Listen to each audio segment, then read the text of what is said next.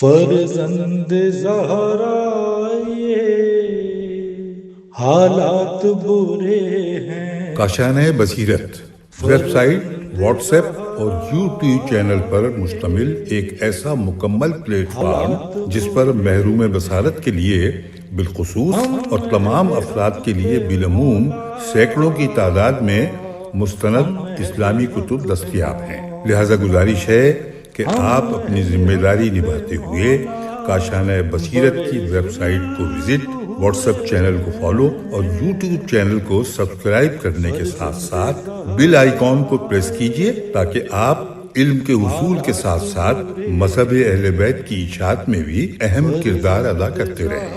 کاشانۂ بصیرت۔ حالات برے ہیں۔ السلام علیکم ورحمۃ اللہ وبرکاتہ۔ سامعین، آپ سماعت فرما رہے ہیں عرفان دعائے عرفہ، مؤلف ہیں محمد علی سید صاحب۔ آج ہم آپ کے سامنے اس کی تیسری ریکارڈنگ پیش کر رہے ہیں، صفحہ نمبر 59، باب نمبر 7۔ عنوان ہے پیشانی کے نقوش کے راز و اساریری صفحت جبینی۔ ہر انسان کی پہچان اس کا چہرہ ہوتا ہے۔ پروردگار عالم کا وجود اگرچہ اعضائے جسمانی سے بالاتر ہے، لیکن اس کا بھی اپنا ایک چہرہ ہے۔ اسے وجہ اللہ کہا جاتا ہے۔ قرآن کریم میں بھی یہ لفظ یعنی وجہ اللہ کئی مقامات پر استعمال ہوا ہے، اور معصومین کی دعاؤں میں بھی۔ جہاں تک کہ پیشانی کے نقوش کا تعلق ہے تو شاید یہ انسان کے چہرے کے تاثرات کی طرف اشارہ ہے، اس لیے کہ تمام زمینی مخلوقات میں یہ شرف اللہ تعالیٰ نے صرف انسان کو عطا کیا کہ وہ چہرے کے ذریعے اپنے تاثرات، جذبات، مثلاً غصے، غم، خوشی، راحت و تکلیف، پسند، ناپسند، نفرت یا محبت کا اظہار کر سکے۔ دوسرے تمام حیوانات اس عظیم فضیلت اور سہولت سے محروم ہیں۔ چہرے کے نقوش اور نقش میں نہ حرف ہوتے ہیں، نہ لفظ اور نہ جملے، لیکن انسان کا چہرہ ایک کتاب کی طرح ہوتا ہے اور اسے کتاب ہی کی طرح پڑھا بھی جا سکتا ہے۔ اللہ تعالیٰ کے احسانات یہی نہیں کہ انسان اپنے چہرے سے اپنے دلی تاثرات کو ظاہر کرتا ہے، بلکہ اس سے بڑھ کر احسان یہ ہے کہ دوسرا انسان، اگر وہ انسان ہے تو، اس کے دکھ، تکلیف، خوشی یا راحت کو محسوس بھی کر سکتا ہے۔ اسی لیے کہا جاتا ہے کہ وہ شخص تمہارا چہرہ دیکھ کر حال دل نہ سمجھ سکے، اس سے دل کا حال کہنا وقت کا ضیاع ہے۔ جانور اپنی آوازوں یا اپنی دوسری حرکات سے اپنے احساسات، مثلاً خوف یا تکلیف کو بیان کر سکتے ہیں، لیکن ان کے چہرے جذبات اور احساسات سے یکسر خالی ہوتے ہیں۔ البتہ بندروں کے چہرے غصے کو ظاہر کر سکتے ہیں، لیکن اپنے ہزاروں طرح کے احساسات اور جذبات کو چہرے کے ذریعے ظاہر کرنے کی صلاحیت انسان کے سوا کسی دوسرے حیوان کے پاس نہیں۔ انسان کے پاس یہ صلاحیت ایک ایسی شے کے ذریعے آتی ہے جو کسی باریک دھاگے کی طرح انسان کے دماغ کے اندر پائی جاتی ہے، اس کی کھوپڑی کے سوراخ سے نکل کر اس کے پورے چہرے پر پھیلی ہوتی ہے، اور چہرے کے مختلف حصوں کو دماغ کے حکم کے مطابق کنٹرول کرتی ہے۔ یہ دراصل کارنیول نرو کی 12 رگوں میں سے اعصابی رگ نمبر 7 ہے۔ اس اعصابی رگ کو فیشل نرو کہتے ہیں۔ یہ فیشل نرو وہی ہے جو آپ کی پیشانی کے نقوش کو وقت ضرورت بناتی ہے اور بگاڑتی رہتی ہے۔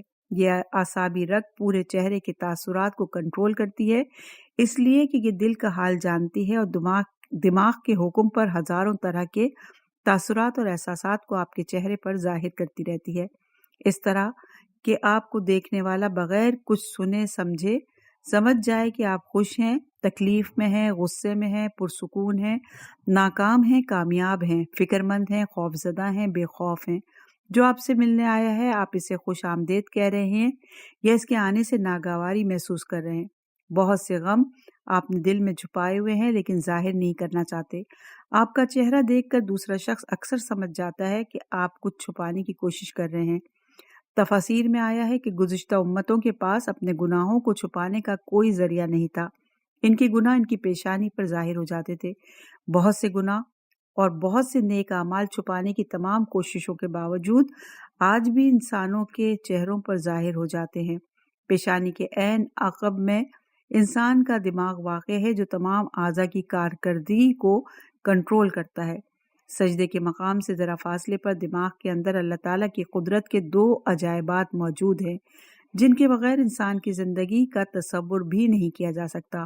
ان میں سے ایک عجوبہ دماغ کا ایک حصہ ہے، اسے ہائی پوتھیلیمس کہا جاتا ہے۔ اس کا سائز ایک چھوٹے سے ٹماٹر یا اخروٹ کے برابر ہے۔ ہائی پوتھیلیمس کے قریب ہی ایک غدود پایا جاتا ہے۔ اس غدود کو پیچیوٹری گلینڈ کہا جاتا ہے۔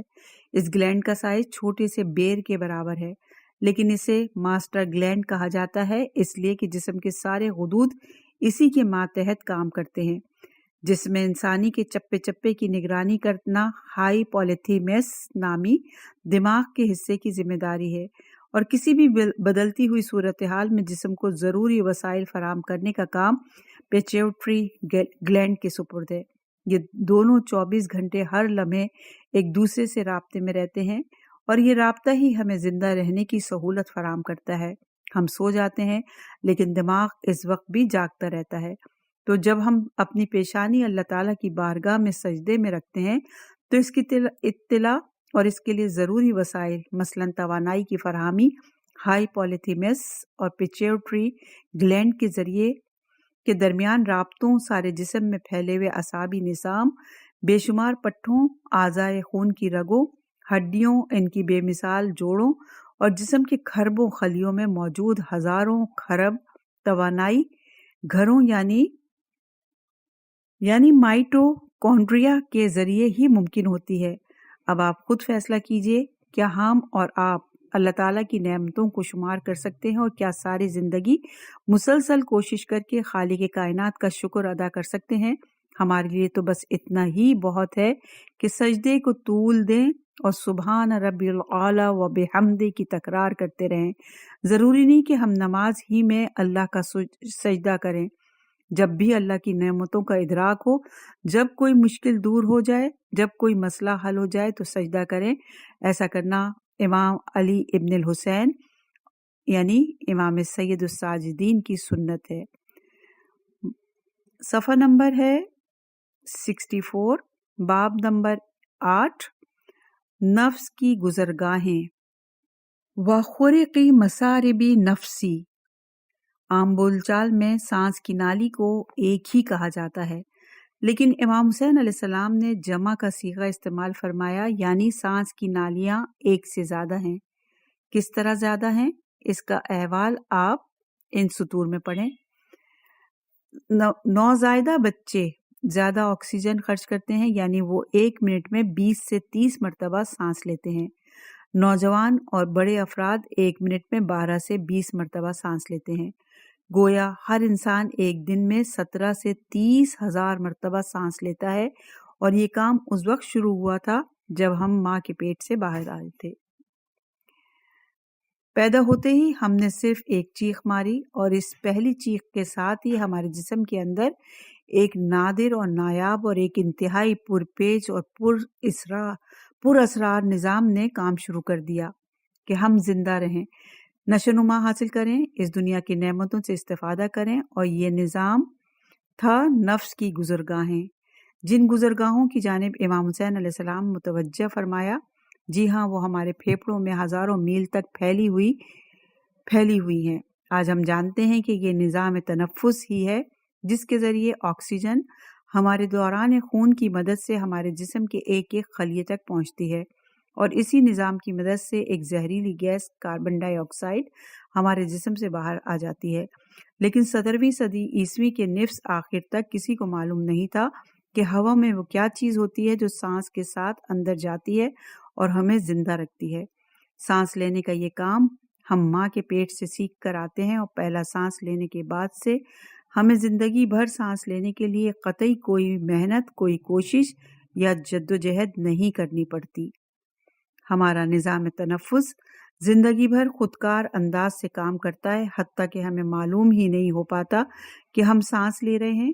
سانس جس کے لیے کہتے ہیں کہ جب تک سانس تب تک زندگی کی آس، سانس رکتے ہی بڑے بڑے بادشاہ، وزیر، سپہ سالار، طاقتور انسان لمحے بھر میں گوشت اور ہڈیوں کے قابل تدفین ڈھیر میں تبدیل ہو جاتے ہیں۔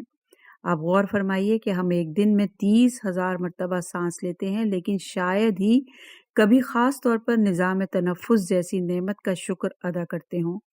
امام حسین علیہ السلام نے اس بے شباہ حیات آفرین نعمت کا ذکر اللہ تعالیٰ کے وجود کی گواہی دیتے ہوئے مقام شکر میں فرمایا۔ سانس کے جن سوراخوں یا سانس کے جن راستوں یا گزرگاہوں کے بارے میں آپ نے 7ویں صدی عیسوی میں انسانوں کو متوجہ فرمایا، ان کے بارے میں 1540 عیسوی تک کرۂ ارض پر کسی انسان کو سرسری سا بھی علم نہیں تھا، لیکن آج ماہر حیاتیات بھی نفس کی ان گزرگاہوں کو ایئر ویز کہتے ہیں۔ سانس کی نالی کوٹریکیا کہا جاتا ہے، اور یہ ہماری گردن میں حلق کے اندر غذا کی نالی ایسوفیکس کے ساتھ ہی ہوتی ہے۔ غذا کی نالی معدے میں جا کر کھلتی ہے، اور سانس کی نالی جو تقریباً 4 انچ لمبی ہوتی ہے پھیپھڑوں میں جانے سے پہلے 2 شاخوں میں بٹ جاتی ہے۔ ان شاخوں کو برونکل ٹیوبز کہا جاتا ہے۔ ان میں سے ایک نالی دائیں پھیپھڑے سے جڑی ہوتی ہے اور دوسری بائیں پھیپھڑے سے۔ پھیپھڑوں کے اندر داخل ہونے کے بعد ان کی بے شمار ننھی شاخیں دونوں پھیپھڑوں میں پھیلتی جاتی ہیں۔ سانس کی یہ نالیاں پتلی ہوتے ہوتے آخرکار 1 انچ کے 100ویں حصے میں کے برابر اور حد بصارت سے بالاتر ہو جاتی ہیں۔ نفس کے یہ راستے یا سانس کی یہ نالیاں اگرچہ حد بصارت سے بالاتر ہوتی ہیں، لیکن ان میں سے ہر نالی کے اندرونی سطح اسی طرح کی جھلی سے ڈھکی ہوئی ہوتی ہے جیسی جھلی ناک کے نتنوں کے اندر بچھی ہوتی ہے۔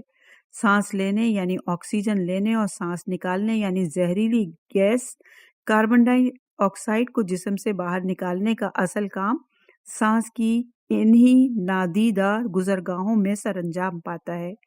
ہم سمجھتے ہیں کہ ہم ناک اور منہ سے سانس لیتے ہیں، تو یہ درست ہے، لیکن سانس لینے کا اصل کام سانس کی حد بصارت سے بالاتر سانس کی نالیوں بریونکولز میں سر انجام پاتا ہے۔ باہر موجود ہوا ناک اور منہ کے ذریعے پھیپھڑوں کی بڑی نالیوں برونکل ٹیوبز میں داخل ہوتی ہیں، اور پھر ان بڑی نالیوں سے جڑی ہوئی سانس کی بڑی چھوٹی نالیوں کے اندر سے ہوتی ہوئی آخرکار سانس کی باریک ترین نالیوں تک پہنچ جاتی ہیں۔ سانس کی نالیوں کی لمبائی 2400 کلومیٹر ہوتی ہے۔ اس مقام پر پھیپھڑوں کے اندر موجود ہوا کی تھیلیاں ایلوویلیز پائی جاتی ہیں، جن کے اوپر خون کی باریک ترین نالیوں یعنی کلیپرز کا ایک جال پھیلا ہوا ہوتا ہے۔ سانس کی نالی تازہ، پاک، صاف، مرطوب ہوا کو ان تھیلیوں تک پہنچا دیتی ہے۔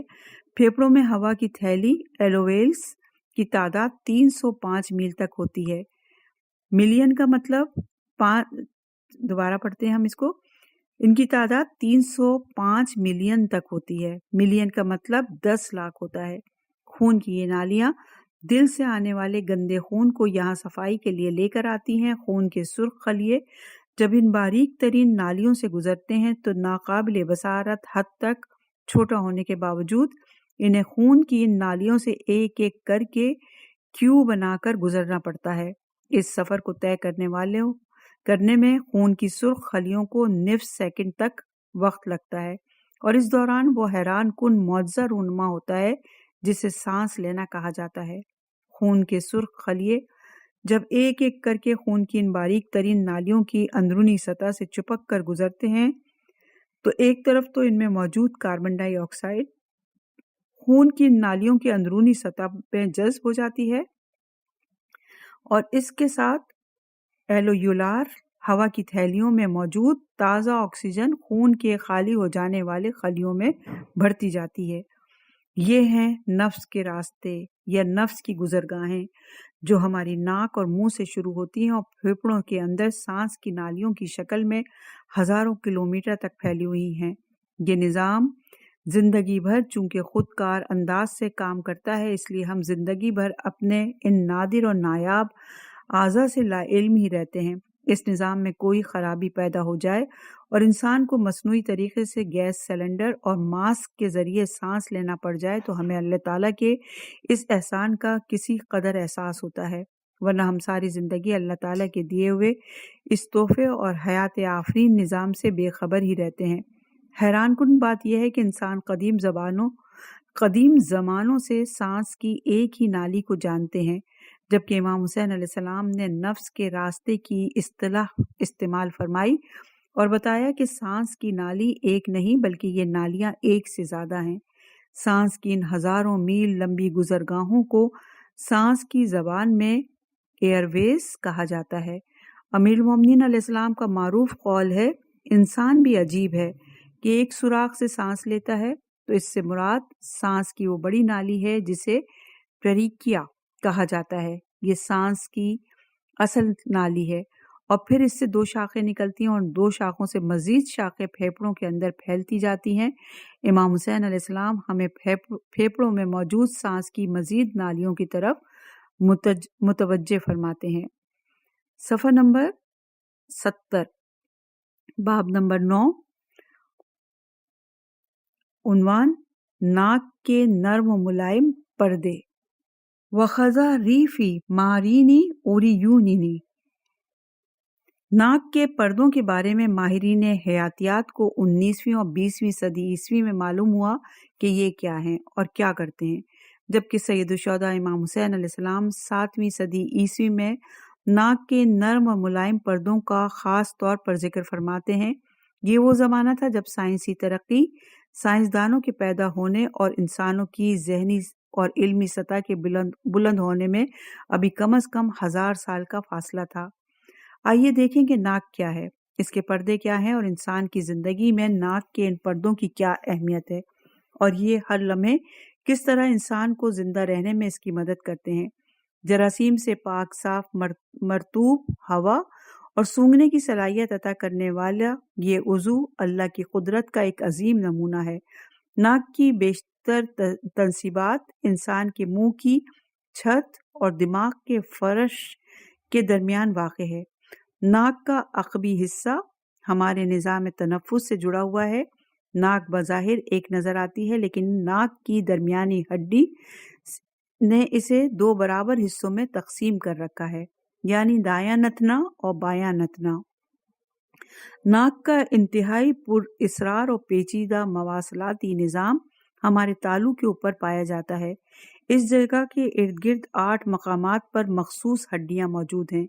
ये हड्डियां अंदर से किस कदर खोखली हैं और आपकी दोनों आँखों, रुखसारों और नाक और आँखों के दरमियान नाक के अक़बी हिस्से में वाक़े हैं। ये 8 साइनस हैं। ये साइनस आवाज़ को संवारने और इस नमी को हासिल करने में नाक की मदद करते हैं, जिसके ज़रिए नाक हमारे सांसों को मरबूत बनाती है और सांसों का मरबूत होना ज़िंदगी के लिए नागुज़ीर है। नाक एक दिन में तकरीबन 1/4 गैलन नमी अपने ज़राए से हासिल करती है। ये नमी चिपचिपी रुतूबत की शक्ल में दोनों नथनों में नाक की जिल्द से चिपके हुए नरम और मुलायम पर्दे तैयार करते हैं। नाक के नरम और मुलायम पर्दों को साइंसी ज़बान में झिल्ली कहा जाता है और जो रुतूबत ये पैदा करते हैं वो म्यूकस कहलाती है। हमें जिंदा रहने के लिए सिर्फ हवा ही नहीं, ज़रा गर्म और मरतूब गर्द गुबार और जरासीम से पाक हवा दरकार होती है। नाक के नरम और मुलायम पर्दे यानी नाक के दोनों नथनों में मौजूद झिल्लियाँ और नाक के बाल जिनके अंदर नमी मौजूद होती है, गर्द गुबार और जरासीम को इस जगह पकड़ लेते हैं, लेकिन इस काम के आखिरी मराहिल रतूबत ही के ज़रिए अंजाम पाते हैं, जो नाक के नरम और मुलायम पर्दे पैदा करते हैं। रतूबत की तह अगर मुनासिब वक्फों से साफ ना की जाए तो सांस लेना मुश्किल हो जाए। इसीलिए नाक की ये झिल्ली हर 20 मिनट के बाद रतूबत की एक नई तह तैयार करके दोनों नथनों में फैलाती रहती है। आलूदा तह को साफ करने के लिए नाक के नरम और मुलायम पर्दों पर सफाई का इंतहाई जदीद माइक्रोस्कोपिक निज़ाम काम करता है। ये निज़ाम सीलिया कहलाता है। ये दरअसल इंतहाई नन्हे मुन्ने नादीदा बाल होते हैं जो लाखों हुक्कों वाली झाड़ू की तरह इस गंदगी को समेट कर आहिस्ता आहिस्ता नाक के अकबी हिस्से के रास्ते हलक के अंदर गिराते रहते हैं। ये आलूदगी हलक के जरिए मैदे में जाती है, जहां मौजूद ताकतवर तेजाबी मादे उसे मिनटों में जलाकर ठिकाने लगा देते हैं। सफाई का ये काम 24 घंटे जारी रहता है, लेकिन अल्लाह ताला ने हमें जिंदा और सेहतमंद रखने के लिए जो इंतजामात किए हैं, हमें इनका इल्म ही नहीं हो पाता। अलबत्ता सख्त सर्दी, जुकाम या फ्लू में सफाई का ये हयात आफरी निज़ाम किसी हद तक मुंजमद हो जाता है और ये रतूबत हलक की तरफ जाने के बजाय बाहर का रुख करती है और हमें बार बार टिश्यू पेपर या रुमाल की ज़रूरत पड़ने लगती है। ये हैं नाक के नर्म और मुलायम पर्दे, जिनके बारे में 20वीं सदी ईस्वी से पहले कुर्रे अर्ज पर किसी इंसान को सरसरी सा भी इल्म नहीं था। इस मौजू पर तफसील जानना चाहें तो हमारी किताब जिस्म के अजायबात का मुताला फरमाइए। नाक के सूंघने की सलाहियत के बारे में हम खाने के जायकेदार होने वाले बाब में तफसीलात अर्ज करेंगे। सफ़ा नंबर है 74 और बाब है 10वां, कान की हड्डी के रास्ते कान की झिल्ली। व मसारिबी सिमाखी समई। दुहरफा के फाजिल मुतरजमीन ने कान के हवाले से इमाम हुसैन अलैहिस्सलाम के इरशाद को दो तरह से तर्जुमा किया, यानी कान की हड्डी के रास्ते और कान की झिल्ली। ये जिस्म में इंसानी के वो रास्ते जो 19वीं सदी तक किसी के इल्म में नहीं थे। आइए देखते हैं कि कान की झिल्ली क्या है और कान की हड्डी के रास्ते क्या हैं। सुनने के हैरान कुन अमल का आगाज बैरूनी कान से होता है। बैरूनी कान से मुराद वो कान जो किसी डिश एंटीना की तरह हमारे सर के दाएं और बाएं सिमत नजर आते हैं। कान के नजर आने वाले सुराख से 1 इंच लंबी नाली शुरू होकर कान के एयरडर्म तक जाती है। इस नाली में नाजुक बालों का एक घना जंगल आबाद है। यहाँ गोंद पैदा करने वाले तकरीबन 4000 प्लांट काम करते हैं। बालों और गोंद के इस जंगल की वजह से बैरूनी माहौल से अंदर दाखिल होने की कोशिश करने वाले कीड़े मकोड़े, बैक्टीरियाज, मट्टी के ज़र्रात या दूसरे नुकसानदेह अजसाम कान के अंदर दाखिल नहीं हो पाते और इसी जगह पकड़ लिए जाते हैं। कान का एयर ड्रम या कान का पर्दा या कान की झिल्ली किसी ढोल पर चढ़ी हुई सख्त झिल्ली की तरह होती है और ये झिल्ली ही है जहां से समात का आगाज होता है। ये झिल्ली आधे इंच से भी कम साइज की होती है। हवा की आवाज बरदार लहरें इस झिल्ली से इस तरह टकराती हैं जैसे ढोल पर छड़ी मारी जाए। असल अजूबा इस झिल्ली की हसासियत है। हल्की सी सरगोशी, मध्यम सी आवाज या मामूली सी गूंज भी इसे बजने पर मजबूर कर देती है।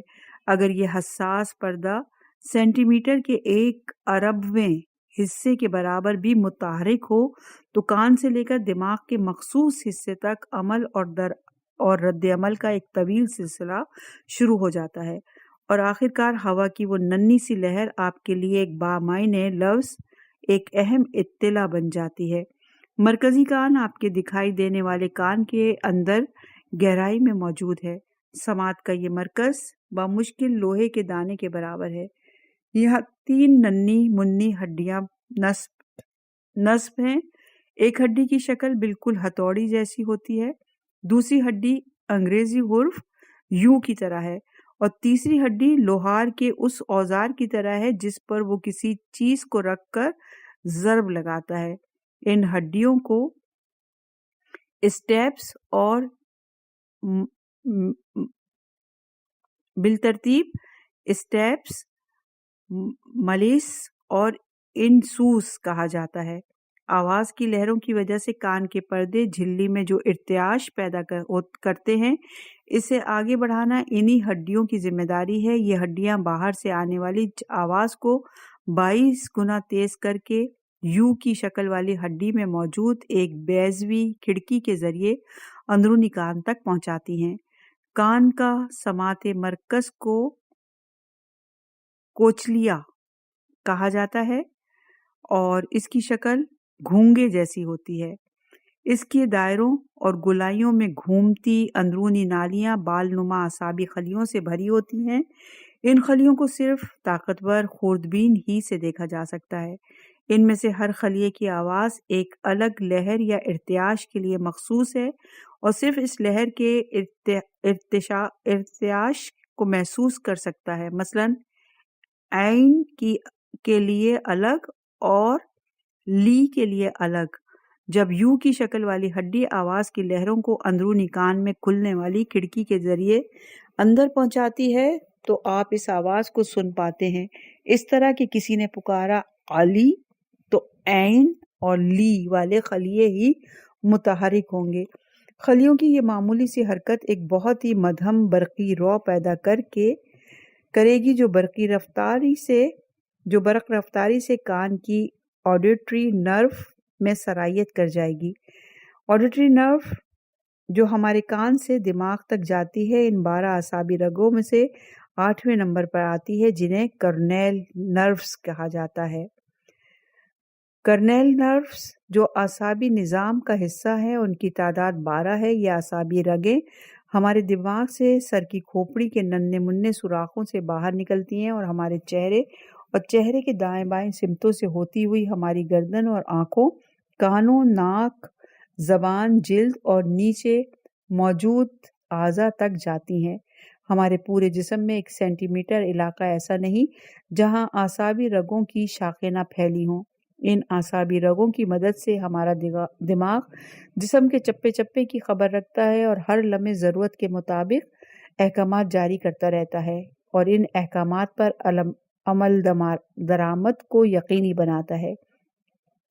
واضح رہے کہ جسم کے دوسرے حصوں میں پھیلی ہوئی اعصابی رگیں ان 12 رگوں کے علاوہ بھی ہوتی ہیں اور وہ رگیں ہماری ریڑھ کی ہڈی سے نکلتی ہیں۔ آڈیٹری نرو کا کام صرف آوازوں کو دماغ تک پہنچانا ہی نہیں، یہ اعصابی رگ ہمارے جسم کے توازن کو برقرار رکھنے میں بھی بنیادی کردار ادا کرتی ہے۔ اگر اس اعصابی رگ میں کوئی خرابی پیدا ہو جائے تو ہم اپنا توازن برقرار نہیں رکھ سکتے اور چکرا کر زمین پر گر جائیں گے۔ آڈیٹری نرو پینسل کے سکے جتنی پتلی ہے اور اس میں 30,000 الیکٹریکل سرکٹ کام کرتے ہیں۔ یہ نرو یا رگ اس برقی سگنل کو چند سینٹی میٹر کے فاصلے پر موجود دماغ کے اس حصے تک پہنچا دیتی ہے جو آپ کے سننے کے معاملات کے لیے مخصوص ہے۔ اس کے بعد یہ کان کی ذمہ داری ہوتی ہے کہ وہ بیک وقت موصول ہونے والی آواز کے ہزاروں لہروں سے کے برقی سگنلز کو وصول کرے، انہیں الگ الگ کرے، پھر یکجا کرے، ہر آواز کے ساتھ منسلک معلومات کا تجزیہ کرے اور انہیں آپ کے لیے بامعنی آوازوں میں تبدیل کر دے تاکہ ٹریفک کے شور، پتوں پر بارش کی بوندوں کی ٹپ ٹپ، بادلوں کی گرج، بجلی کی کڑک، پرندوں کی چہچہار، پتوں کی سرسراہٹ اور اپنے دوست کی آواز کو آپ بیک وقت سن سکیں، الگ الگ پہچان سکیں اور اس کے مطابق اپنا رد عمل طے کر سکیں۔ مثلاً آپ فائرنگ کی آواز سنتے ہیں تو فوراً کوئی محفوظ جگہ تلاش کرنے لگتے ہیں اور اذان کی آواز سن کر آپ کے قدم مسجد کی طرف اٹھنے لگتے ہیں۔ کان کا کام آواز کی تفصیلات دماغ کو فراہم کرنا ہے، سننا اور آوازوں پر رد عمل کا فیصلہ کرنا اور اس کے لیے ضروری وسائل فراہم کرنا دماغ کی ذمہ داری ہے۔ کان کی ہڈیوں اور کان کی جھلی کا سائز اس قدر چھوٹا ہوتا ہے کہ ان کے بارے میں جاننا خوردبین، ریڈیولوجی اور الیکٹریکل خوردبین کی ایجادات سے پہلے کسی طرح ممکن نہیں تھا، اور یہ سارے وسائل انسانوں کو 19ویں اور 20ویں صدی میں دستیاب ہو سکے۔ ایک عام قاری بھی اس بات کا اندازہ کر سکتا ہے کہ نزول قرآن اور ارشادات امام حسین علیہ السلام سے 1000 سال پہلے بھی اس موضوع پر کسی عام انسان کو کیا معلوم ہو سکتا تھا۔ نزول قرآن کے صدیوں بعد تک بھی جسم کے ان اندرونی اعضاء مثلاً کان کی ہڈی یا جھلی کے بارے میں یونان سے لے کر یورپ تک کسی انسان کو کچھ علم نہیں تھا سوائے اس کے کہ جو تجربے میں آیا۔ اس موضوع یعنی کان کی ہڈی پر سب سے پہلے امیر المومنین علیہ السلام نے روشنی ڈالی۔ امیر المومنین علیہ السلام نے فرمایا، یہ انسان بھی عجیب ہے کہ ایک ہڈی سے سنتا ہے۔ امیر المومنین نے شاید یو کی شکل والی ہڈی کی طرف اشارہ فرمایا تھا جس کے بارے میں ہم ان سطور میں عرض کر چکے ہیں۔ ہم آپ کو یہ بھی بتاتے چلیں کہ جسم کی سب سے چھوٹی ہڈی ہمارے کان میں ہوتی ہے اور جسم کی سب سے بڑی ہڈی ہماری ران کی ہڈی ہے۔ یہ بھی سامعین کی دلچسپی کے لیے بتا دیں کہ کان کے اندر چھوٹی انگلی کے ناخن کے برابر جگہ میں اتنے الیکٹریکل سرکٹ کام کرتے ہیں جتنے الیکٹریکل سرکٹس کے ذریعے لاہور جیسے شہر کو لینڈ لائن ٹیلی فون کی سہولت فراہم کی جا سکتی ہے۔ صفحہ نمبر ہے 81، باب نمبر ہے 11، عنوان ہے ٹھیک طرح بند ہونے والے ہونٹ۔ وما ضمت واتبقت علیہ شفاعتی۔ واضح ہے کہ امام حسین علیہ السلام نے صرف لفظ ہونٹ نہیں کہا بلکہ ٹھیک طرح بند ہونے والے ہونٹ کہا۔ الفاظ کی اس ترتیب سے اندازہ کرنا مشکل نہیں کہ امام علیہ السلام ہونٹوں کی بناوٹ ہی نہیں، ان کی کارکردگی کے پیچھے موجود صلاحیتوں کو بھی اجاگر کرنا چاہ رہے تھے۔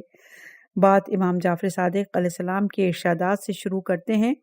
ہونٹوں کے بارے میں امام جعفر صادق علیہ السلام نے فرمایا، ہونٹ کے بہت سے فائدے ہیں۔ ہونٹوں کی مدد سے انسان پانی یا دوسرے مشروبات کو گھونٹ گھونٹ کر کے پی سکتا ہے، پانی کو کچھ دیر کے لیے منہ میں رکھ سکتا ہے۔ اگر ہونٹ نہ ہوتے تو پانی براہ راست منہ میں ڈالنا پڑتا۔ پانی اس طرح بغیر کسی اندازے کے حلق میں جاتا تو اس سے گلے میں پھندا لگنے کا خطرہ موجود رہتا۔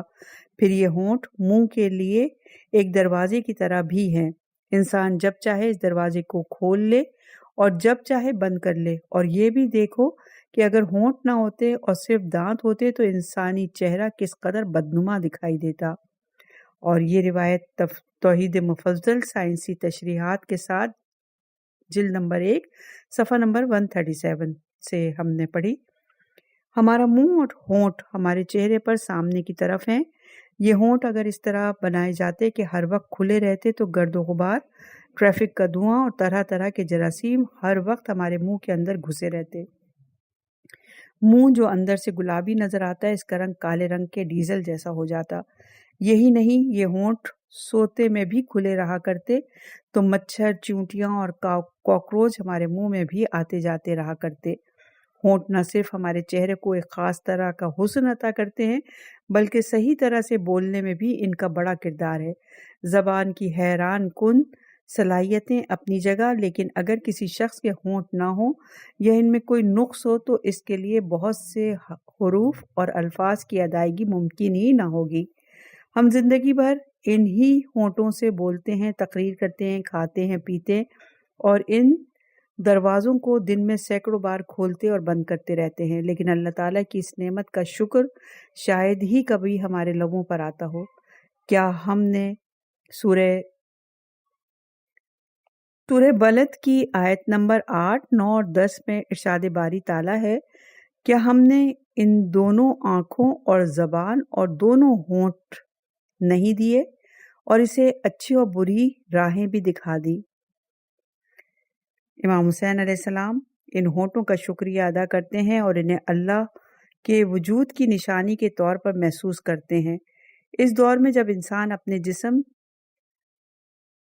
جسم جسے اللہ تعالیٰ کے اس عظیم معجزے کی طرف متوجہ ہی نہیں تھا، آپ نے صرف ہونٹوں کا نام نہیں لیا بلکہ ان کے ٹھیک طرح بند ہونے اور ایک دوسرے سے بالکل ٹھیک طرح چپکنے کی طرف بھی متوجہ فرمایا، تاکہ ہم اللہ تعالیٰ کی اس عظیم ٹیکنالوجی پر بھی غور کریں جو اس نے ہمارے جسموں میں استعمال کی تھی۔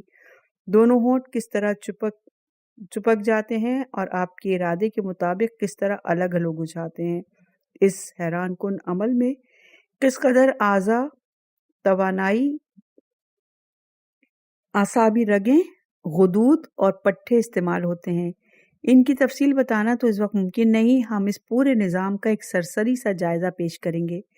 ٹھیک طرح بند ہونے اور چپکنے والے ہونٹ کے الفاظ استعمال کر کے امام عالی مقام نے انسانی جسم کے بارے میں علم کے جو دروازے کھولے تھے، ان کے بارے میں مغرب کے ماہرین حیاتیات نے جو کچھ معلوم کیا وہ ریڈیولوجی اور مائکرو بایولوجی کی ترقی کے بعد، یعنی امام حسین علیہ السلام سے سینکڑوں سال بعد 20ویں عیسوی میں معلوم ہوا۔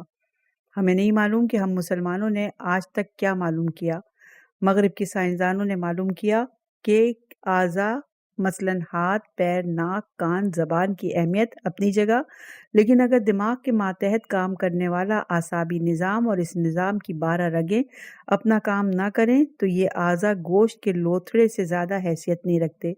یہ 12 اعصابی رگیں ان اعضاء یعنی حواس خمسہ سے متعلق اعضاء کے انچ انچ کا حال دماغ تک پہنچاتی رہتی ہیں اور دماغ کے احکامات کو فوراً کے فوراً اعصابی نظام کے ذریعے اعضاء تک پہنچاتی رہتی ہیں اور دماغ کے احکامات پر عمل درآمد کو یقینی بناتی ہیں۔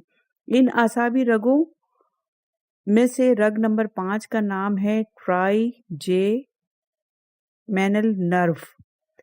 یہ اعصابی رگ منہ کی ان پٹھوں یعنی مسلز کو کنٹرول کرتی ہے جن کی مدد سے ہم نوالے منہ میں گھماتے ہیں، مختلف غذاؤں کو دانتوں سے نوچتے ہیں اور داڑھوں سے چباتے ہیں۔ یہی وہ اعصابی رگ سے جس کی وجہ سے ہمارا منہ کھولنا اور منہ بند کرنا ممکن ہوتا ہے۔